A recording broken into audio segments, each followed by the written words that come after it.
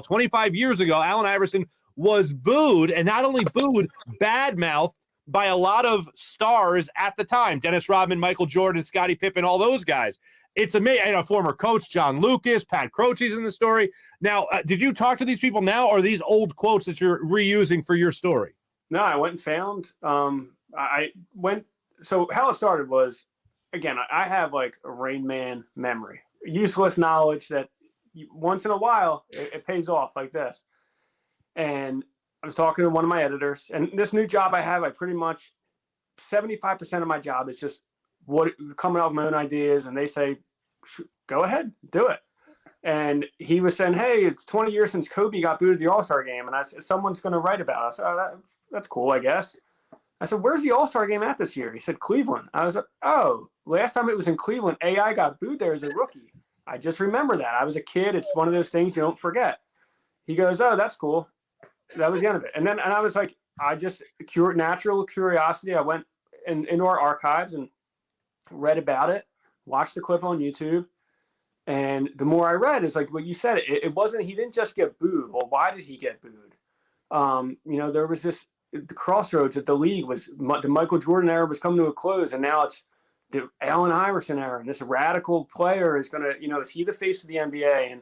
And people didn't know, because again, he's not Allen Iverson yet. He's the one that we know and like love. He's just a rookie coming into the league. He's totally different from, what the league is used to seeing. And there was this unrest brewing all season. Every team where, all these veteran players would take shots whenever they could at him.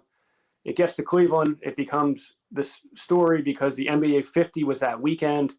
Again, like if you remember that, I remember those guys getting those leather jackets at the NBA 50. I'm like, wow, that's awesome. So, they did it at halftime. Like half the guys were sweaty as hell. It was awesome. Like it was like, that's like the kind of stuff that I filed away, and I'm like, finally it paid off 25 years later. And they were asking the legends, what do you think of Allen Iverson, this radical, guy? He's got cornrows in his hair for the first time. Was that game? He played with a buzz or a little hair going into it. So it was like the perfect storm. He gets booed by Cleveland. He never forgets it, which I didn't know until I started doing the story. Every time he went back there, he had a great game. Always would say afterwards, they booed me at the rookie game. 4 years later, like he's going to be the MVP that year. He's still talking about the rookie game. So I ended up looking at who could I get access to. And then when I was talking to a colleague, Mike Jensen, he brought up, he's like, the one thing I love about AI is that he's always given love to guys on Twitter. And I'm like, oh, you just connected the story. Now it wasn't just like, oh, we remember the moment, time. It's like, well, what's the story? The story is, remember when he got booed by fans, and it was fueled by older players, retired players, veterans, not giving him crap. Now here he is, the older player, retired veteran, great. And he's celebrating the young guys, even though he wasn't celebrated when he was a young player. So he's given the love that he's not getting. And that kind of made the story come together. And I was lucky enough that the Celtics got me Jayson Tatum at their shoot around this week.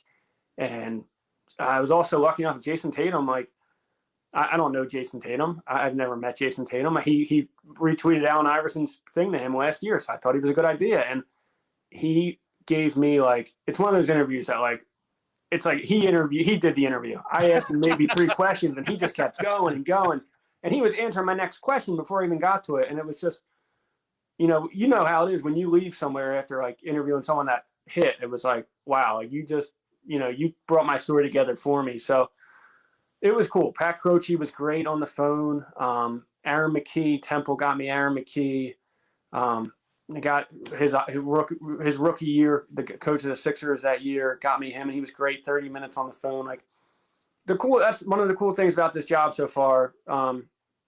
This new role is that it's been 6 weeks, and I've talked to.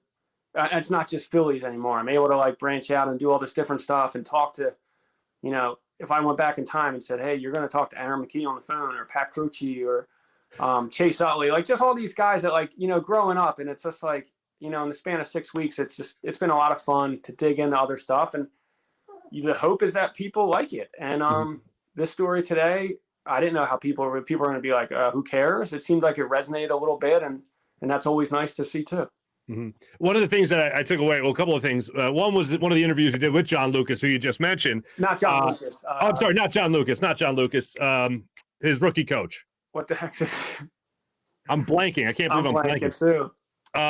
But anyway, you're interviewing him, and he says when AI was a rookie, one of the things he said to him was, if you're on the sidelines and you're not playing, wear a suit and tie, dress like Jordan, dress like these guys, and you'll get ads out of this. You'll get endorsements out of this. You'll make money out of this. And AI said, yeah, but that's not me. You might be right, but that's not me. And that's one of the takeaways I always have from Allen Iverson.